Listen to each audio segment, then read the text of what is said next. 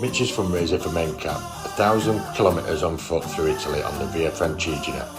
Starting on the 12th of May through the Aosta Valley, Piedmont, Lombardy, Emilia-Romagna, Tuscany and finally onto Lazio and to the tomb of St Peter. Hopefully if you watch my videos they'll be informative, hopefully they'll inspire you to take your own pilgrimage and they will no doubt make you laugh if only due to my rudimentary filmmaking skills. Andiamo!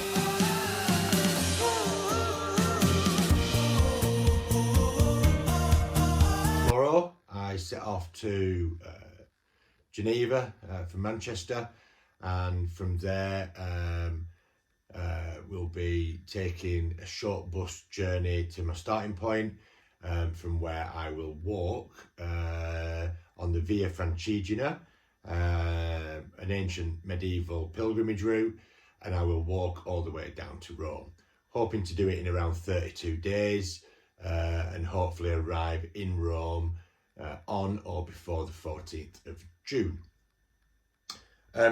Just a quick mention about why I'm doing this. So why am I doing this? I've done little sections of it before. It's a really beautiful path, stunning scenery, great culture, great food, great people. Love walking in Italy, and I've done so many times. But more specifically this time, I will be raising some money for MenCap, who do really great work on behalf of adults with learning difficulties. My daughter Hayley is 26 now. She has profound learning difficulties, and I am hopeful that certainly in the years to come MenCap might be able to support her as we try to get her some more inclusivity into the community. Secondly, I'll be doing this as a spiritual path as well, making a sacrifice and giving some thanks, because Hayley could be in a lot worse position than she is now. She's really well looked after, she's really well cared for, and I am thankful to God for that. So I'll be setting off from Aosta and I'll be walking down to Rome. The original plan was to set off from Ossier in Switzerland. However, I can't do that because last night I called a monastery, which is also pilgrim accommodation on the top of the Alps, a place called the Great St Bernard's Pass, which I was hoping to walk over. But unfortunately the snow is still too deep. They're under about 12 foot of snow at the moment, so it's not passable on foot. So I'll have to start from Aosta, which knocks around 35 kilometres off the journey. However, I still hope to reach 1,000 kilometres over the full stretch. I'm sure I'll get lost once or twice, and obviously when I get in some of the cities I'll be walking around and exploring. So I will get to 1,000 kilometres by the time I hit Rome. A little bit about the packing list. The idea is to try to travel as lightly as possible, obviously, and not more than 10% of your body weight. My rucksack, it is heavy, and I've been through it countless times, and I can't and don't want to sacrifice anything that I've got in there. So it weighs about 12 kilograms, and with water that's another kilo, so it'll be about 13 kilos, which sounds a lot, but that is just over 10% of my body weight. So hopefully I'll lose a little bit of the weight as I'm walking, so maybe it'll just exceed 10% hopefully by the time I finish. So what have I got to pack? So this is a really lightweight travel pack. Obviously I can't take the rucksack onto the plane in the cabin because of the trekking poles. They won't allow those, so I'll have to wrap it and check it into the hold. But this also doubles up as a rain cover as well. Some sunglasses, a tent footprint. The tent that I'm taking is this one. It's a Nemo Hornet. Really good lightweight one-man tent. Weighs in at just under half a kilo, so that's really good. There's a travel towel in there as well, but it is really light, and that's essentially it.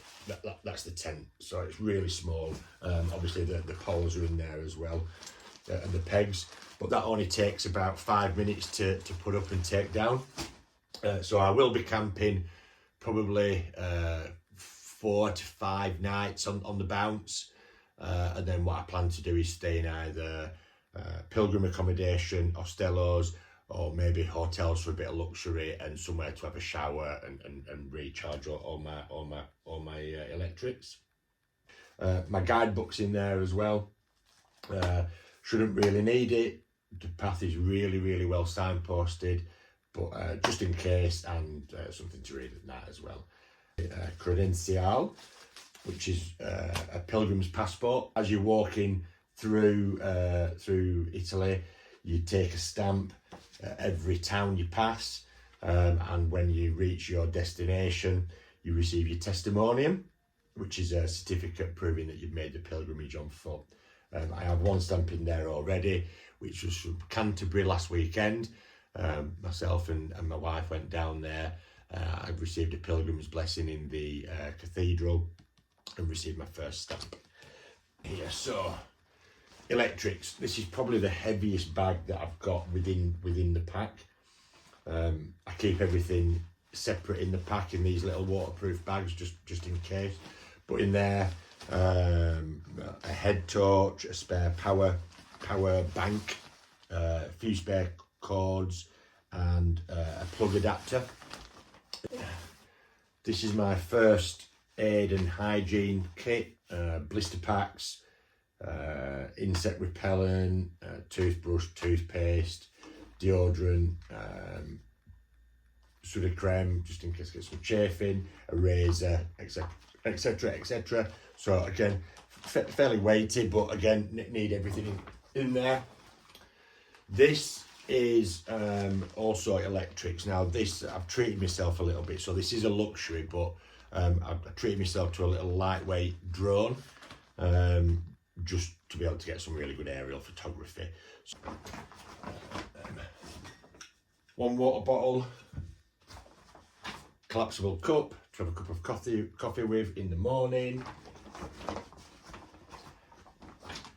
My collapsible drinking bottle. This is really good. I've used this a lot on through hikes. It comes complete with its own filter, so you can fill that up, filter it out, or filter it and drink it straight from there, or decant it into another bottle. If it's really dirty, you can do it 2 or 3 times. So that's a really good piece of kit, and like I said, that collapses down to nothing. Sleeping bag, again, really lightweight, just 300 grams, and as you can see, packs down really small. In fact, it'll probably go a bit smaller in its compression pack, so you can see that absolutely that pulls down to nothing. It's like just, I don't know, a big ostrich egg. What else have we got in here? We've got the inflatable mattress for camping, cheese and your fruit, a down jacket for the evenings. Again, compresses to really not much at all, but that will be invaluable if it's a little bit chilly at night. Or as my raincoat, which is a really good quality waterproof jacket. This is the stove I'll be taking, a jet boil. Really good piece of kit. Heats water up in absolutely no time at all. And at the moment, the only thing that's not in there is the gas canister. Obviously, you can't take compressed gas onto a plane.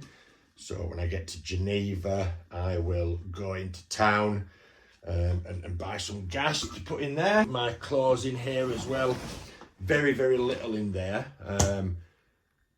Couple of changes of underwear, 2 t-shirts, 1 pair of shorts, long trousers I'll be travelling in, a hooded top, and what else is in there? Oh, and a shirt and a pair of trousers just for the evenings, just something a little not really smart, but I don't really want to be spending the evening sat with other people in my stinky daytime clothes. Last but definitely not least is a piece of kit that I haven't used on through treks before, but I have tested it in this country, and it's absolutely brilliant. This is a solar panel, so it will attach to the back of the rucksack and then sort of hang over the back like so. There's a little USB cord there, port, so a little USB port there. So I'll plug that in through the day, keep my power bank in the side pocket here on the rucksack, and that will charge my power bank through the day, and then in an evening in the tent I can recharge my phone, my drone, my watch, and anything else that I need to recharge. So that's it. 13 kilograms of gear to take with me. Just need to get it all packed down now this evening. Ready for the flight tomorrow morning.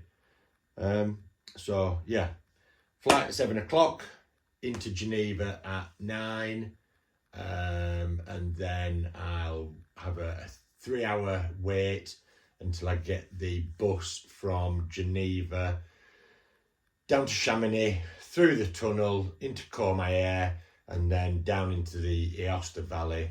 And I've got an Airbnb booked in Aosta for tomorrow night, and then nothing else booked. So I'll start walking on Sunday morning and see where I get to and see what sort of accommodation I need. Wish me luck, and I'll be updating and uploading some vlogs, hopefully on a daily basis, or alternatively whenever I've got some Wi-Fi. Okay, andiamo, let's go.